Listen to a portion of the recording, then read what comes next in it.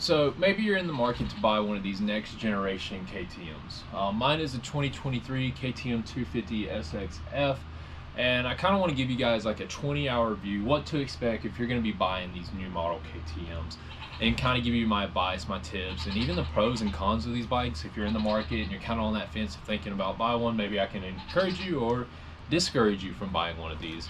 I've waited about 20 hours to do this because I knew if I was to give you a 10-hour view, I was still going to be kind of in that honeymoon phase, or the 5-hour view. I would still be in that honeymoon phase of this bike, right? It's a brand new, I just bought it from a dealership. Obviously, I'm going to be obsessed with this bike, in love with this bike. I'm going to think it's the best bike ever because I just dropped $11,000 on this bike. So now that I've had it 20 hours and half a year, I feel like I can give you a better, less biased review. Obviously, there's still going to be some bias in here because this is my bike, this is my baby. I love it more than most things. But if you're looking at it and you're like, dude, what has happened? I'm actually getting the suspension sent off, so I've removed the shock completely and the forks completely. I also went in and just re-greased every bearing, just kind of like a 20-hour maintenance. And I'll have a video up on that also of like what I did at 20 hours on this bike, what I think you should be doing 20-hour maintenance on your dirt bike. But that'll be a later video, so just ignore the fact that there's no front wheel or forks on this thing. Just suspension's being sent off right now to get revalved and kind of set up for my body weight. I would say I'm probably a lower C-class rider. I think I've graduated the D-class, but if I was to race right now, which I don't race, but if I was to, I would probably be back at the C-class. That's kind of my skill level where I reside, but for the most part, I'm just a weekend warrior. I just love going to the track and riding this thing. I don't really care to race. It's not where I get joy from. What I'm going to do now is I'm just going to give you, I have a list of some pros and cons of this bike, and just want you to know that I'm going to be making a lot of comparisons to a 2019 YZ250F. That's the bike I had before this one. I had it for about 4 months, and it was used. But that's really the only other 250 I've ridden on a consistent level, and I know that the YZ250 is the top of the class when it comes to 250. If you go read any magazines and their shootout, the YZ250 is dominating the 250 class. I'm not oblivious to that. I know it is, but I'm going to let you know why I chose the KTM over a brand new YZ250F. And just like again, give you the pros and cons. I think this will apply for pretty much any of the new generation motocross bikes. I don't think it's only going to apply for just the KTM 250, because a lot of my list right here isn't motor or really any motor stuff. I mean, I'm going to talk about the power, but I think that's something as KTM overall, not just the 250. And then, like I said, a lot of the things I'm going to talk about apply to all the next generation motocross bikes. So starting off with one is I absolutely love this motor, and the motor caters to, I would say, maybe you're a kid that just graduated the 85 or super mini class and you're looking at getting a 250F. I think this motor is perfect for you, and I also think it's perfect for beginners. It just has a very long engine pull. I don't really shift a lot. I don't find myself shifting nearly as much as I did on my YZ. And it just kind of allows me to be more lazy. The gears are very long, and it just kind of builds up to that top end power. And if you wanted more on that bottom end, that grunt and that pull, the Map 2 switch, actually, I noticed a big difference on it. It's not going to necessarily compete with the YZ on that bottom end power, but I can get that feel from it. And being honest, for my skill level and the way I ride, I don't ever find myself searching for more bottom end power. The power that this delivers is perfect for me, and I absolutely enjoy it. Going on, another reason I chose just the 2023, or what would be now base editions, is I wanted black accents. I know that sounds dumb, but I cannot stand the color orange, as you can tell. This bike comes factory orange. There's no more orange on this bike. I'm not big on orange. It started growing to me at the end, but if you were to get like the factory editions, which again, the factory edition is the same bike, just something to consider when you're dropping this much money on the bike. You're going to be stuck with the orange frame. You're going to be stuck with the orange triple clamps. Now, obviously, you can replace the triple clamps, but you're going to be stuck with the orange frame, the orange hubs, just all these other orange accents.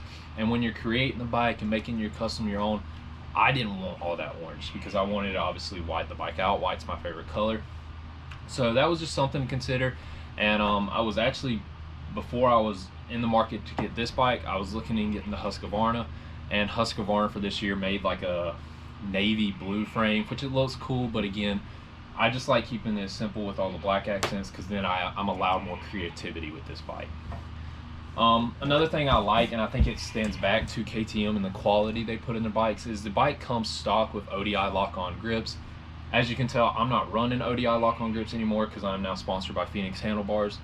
But I really love the ODI lock-on grips. The ODI lock-on grips, any lock-on grips in general, that's kind of like the future of the sport, because they're just so easy and they're so practical, and you don't have grip glue and you're not trying to cut and take blades and everything. So when you just like something small like that stands out to me, because it shows that they're putting quality and kind of thinking about the consumer in their bikes. But that's nothing important. Again, a lot of things I'm going to be talking about are just cosmetic stuff.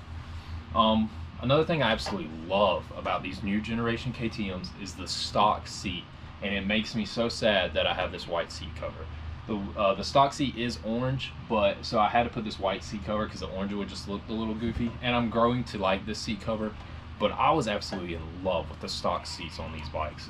They're just kind of like this really rubbery, soft material that I craved over, absolutely loved it. And then also a new thing that KTM did this year with the seats is there's actually a bolt right up here that you can use to just slide the seat on and off. I like that, pretty simple feature. I don't have to pull off my back number plates, plastics or anything, so that's a pretty nice feature.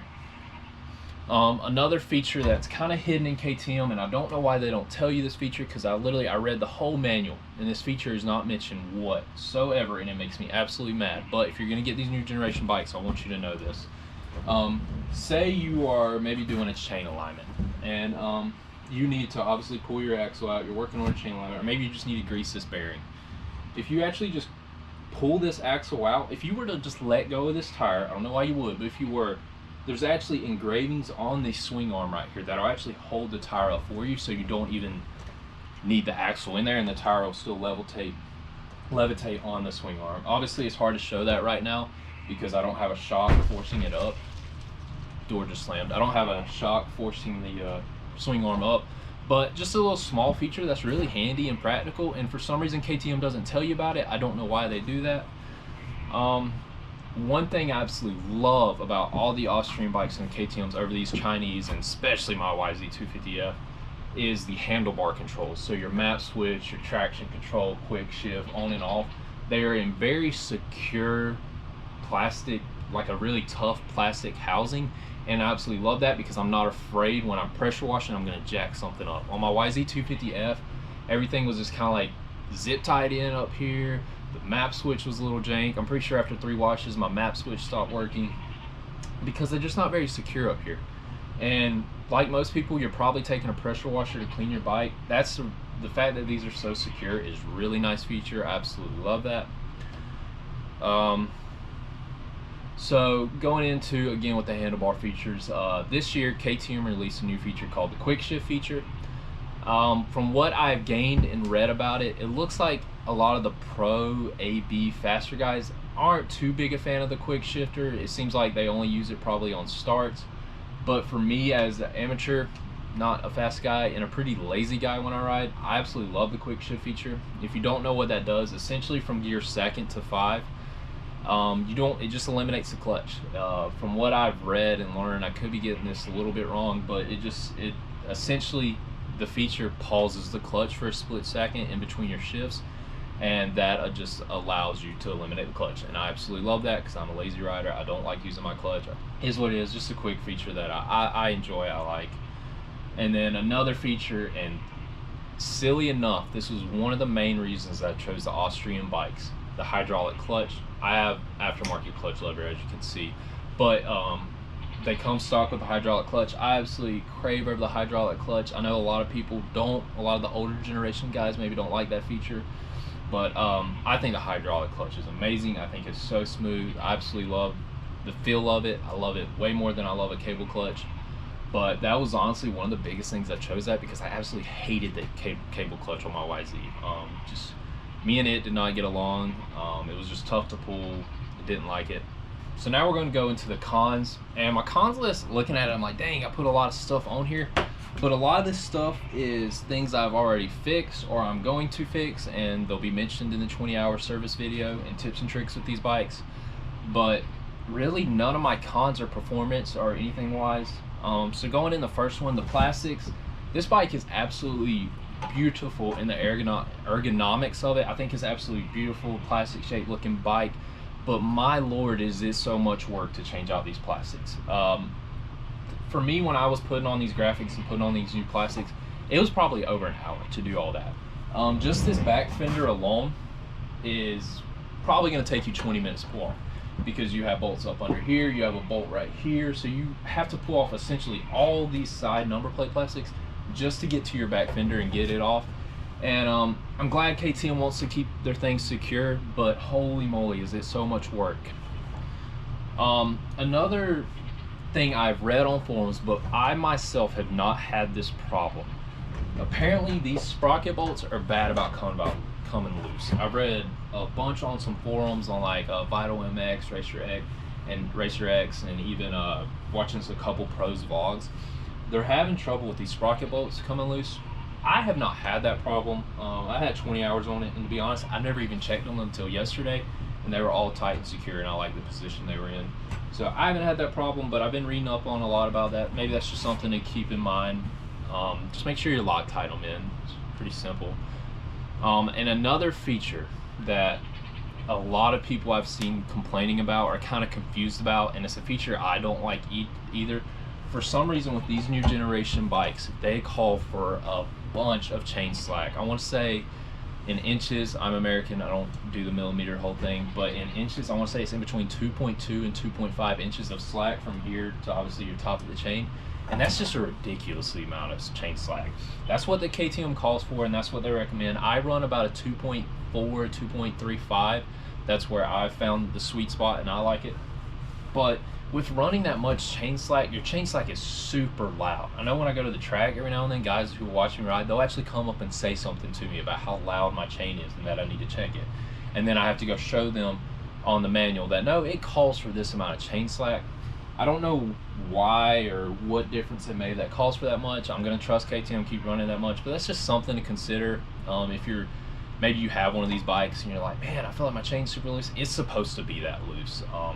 Why? I can't tell you why. I don't know what design or what change they made this year to call for that much. I already know the past generations called for a good bit of chain slack, but this year it's just outrageous. So while I was talking and bragging about the seat cover earlier on these bikes, I will mention one thing. Putting on a seat cover on this bike is not a user-friendly feature. I actually had to take it to shop and do it, because what you have is this new year. I'll take off the GoPro and actually show you guys. So this year, with KTM having this new function, so to pull off the seat, you would obviously undo the screw and slide it back. But I'm not going to do the work. I'm just going to kind of explain it. This is essentially a part of the seat now, and you can see the seat cover goes up under this. So to get this off, you actually have to have some snap ring pliers. Take off the snap ring, pop it loose, take this off, then put the seat cover in. Then you're going to have to cut a hole in the seat cover itself so that you can be able to drill through all this.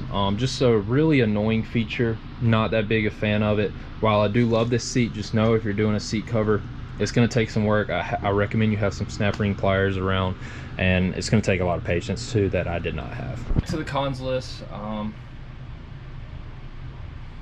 another feature that I've seen a lot of people getting confused about, this part right here, just kind of over your air box, and there's like a vent you can see through. These are not pickup handles. I don't care what KTM says, even if they were to say these are pickup handles, this is not a good spot to pick up your bike from, to try to like put it on a stand or whatever. I think it's more of just the area to allow airflow and better, and it's a cool feature, but I don't recommend you use these pickup handles. It kind of looks like it is. What I do is I just go right here through the back fender. That's just something to keep in mind and a note to make. And then another feature that is heavily popular and everybody's complaining about on these new generation bikes, and while I love this bike, I will admit I don't know what KTM did, but they jacked this up. The chain guide right here. This is not the stock one. This is a new one that I just put on yesterday, and the stock one wears in about 8 to 12 hours. I don't know what it is, what they changed this year, but this part right here, go ahead and be planning on buying. I recommend this one. This is the TM Designs chain guide, but you're going to be changing this out. It wears out in no time. I don't know what they changed up this year, but it's crap. I'm just straight up going to say it.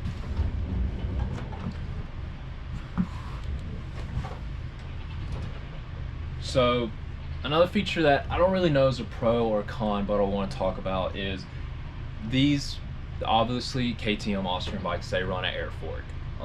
A feature that I highly recommend is you getting the Works Connection Easy Fill that you can actually put on the top of air fork right here. Unfortunately, I don't have them with me, so I can't show you. Maybe I'll put like a picture of it up on the screen. But I highly recommend getting that because it makes actually the actual connection from the fork pump to the fork. It essentially is an attachment you put on here that makes it a lot easier to screw on and pump up your forks. And then I have no problem with the air forks. I have no problem with the suspension. I absolutely love it. I actually like this suspension better over my Yamaha, which was also stock. And there's been a common ground when I've noticed that when people talk crap about all these air forks, the people who are talking the most crap are the guys that are riding Aektiv suspension. And it's like, if you ride Aektiv suspension, that's the only type of suspension you ride, obviously you're gonna think this suspension's crap. I feel like any bike you get on, if all you ride is Aektiv suspension, it's gonna be crap. And that's just con trimming. Like, I know these air forks get a lot of hate because they're more work and you gotta do the pump, but it's like all the guys that I see for the most part complaining about them are pros or influencers in the community that are riding these crazy $5,000, $6,000 kit suspensions, and it's like, yeah, I'd probably complain too if I was used to riding that. So as far as just normal consumer, like everyday guys, I don't have a problem with doing that. I usually pump it up right before I go to the track, and I might check it once, and I never have really pressure drop. For the most part, it stays all the same. I run about 10.7 bar, and I've found a happy medium there. I like that area. So I don't have a problem with it. Maybe you will. I don't know. Just something to consider. Another feature that isn't necessarily a complaint, it's just something I had to get used to, and if you're coming over from like a YZ, a Honda, Kawasaki, you might have to get used to too, is the front fender on this thing is fat. It is thick. Like, you cannot see your tire at all when you're riding. And it was kind of trippy for me when I first started riding this bike and got back on it. Just a feature that was a little weird for me, just getting used to that fat front fender, but it didn't take too long. After like 3 or 4 hours I was used to it, whatever. Just something that when you first get on this bike you'll notice. And another, probably my absolute biggest complaint, and it's no one's fault, it's just the way life is. Getting parts for this bike is kind of hard. Usually I think all plastics are on back order right now. I got lucky on these plastics. I had to get these from like Austria, and it took like a month to get them in because I was just reaching out every website I could possibly find, because I already had the graphics but I didn't have the plastics. Plastics for these bikes are super hard to get. I'm gonna let you know, if you want to get plastics, go ahead and be ready to be put on back order. You're gonna be waiting. And then also, just with it being a new generation bikes, a lot of companies haven't had the time to test and make parts yet. Obviously this problem is gonna go down less as time gets on and these bikes are more produced and the years goes on and people have time to test them. But just right now, a problem that I'm having is just getting parts for this bike. It's not easy. A lot of stuff I want to get, they just don't make them yet. So that's just one feature to keep in mind. But like I said, that's going to be going away less. So depending on when you're watching this video, that might not even be a problem. One feature that is a little annoying, and the triple clamps, when cleaning this bike, the triple clamps has incisions in it engraved in the bottom ones right here, but they don't go all the way through. It's just kind of more like a bore hole in it, and that's obviously shave weight, which is fine, sweet feature. But since the fact that they don't go all the way through, when washing this bike, dirt and water tends to get kind of trapped in there, so I usually have to take just like a leaf blower and kind of blow it out. Just a feature to maybe keep in mind when you're washing these bikes or whatever, just to check your triple clamps right here at the base, the bottom one, because water and dirt can get kind of trapped in there, because it's just essentially like a pond in your triple clamps. And then I guess my last only complaint, and this has been a complaint through KTMs all throughout the years, and a problem that's kind of annoying for me, but I'm getting used to it. I just also kind of had to accept it. The way they design their plastics, they make this back fender so long, your boots are going to scratch the heck out of this area up. I'm just going to go ahead and let you know. You can obviously get some guards right here and some protections. I haven't been able to get any aftermarket ones yet, because the only ones that they make right now are orange, and I'm not putting orange on my bike. So I still have the stock ones. But right here on the fender, your boots are going to be scratching this part up. That's just kind of something you can't avoid. I have put skateboard grip tape right here to kind of maybe prevent that a little less. But at the end of the day, go ahead and be knowing that I've seen that on all KTMs. Just something you're gonna have. You just kind of gotta live with it. Is what it is. But I mean, other than that, that's really all I got. I'm gonna have a 20-hour maintenance video probably in the next couple weeks. I gotta get my suspension back, but just some tips and things I think you should do these bikes, and also tips you should do in all bikes in general at 20 hours, and that I'm gonna be kind of showing you some just tricks I found with this bike that help last this longevity. Honestly, fix a lot of these things that I said were cons. So just maybe keep an eye out for that video. But other than that, I absolutely love this bike. It is my baby. My plan's to keep it for probably 3 to 4 years, and then just when this bike's outdated, I'll update and get a new one. But I have no complaints in it. I'm super happy with the decision I made, because I battled for a while for which bike I should get for 2023. But I have no complaints. I was a little worried about getting a new generation bikes, because everybody knows that first year new generation bikes tends to have a little bit more problems than others. But based off forums and what I've read in my own experience, I haven't had any major complaints about this bike. It performs well, it's easy to work on, it's super durable, and it's just my baby. But anyways, I hope you guys enjoy this video. Hopefully everything I explained made sense. I'm not used to sitting here talking for long periods of time, but hopefully my editing will make it a little bit easier to watch. But if you guys have any other questions, if you're in the market about buying one of these new generation Austrian bikes, especially the KTM, hit me up on any social medias or in the comment section. I'll get back to you. I don't mind giving you any tips or talking about these bikes or any way I can help.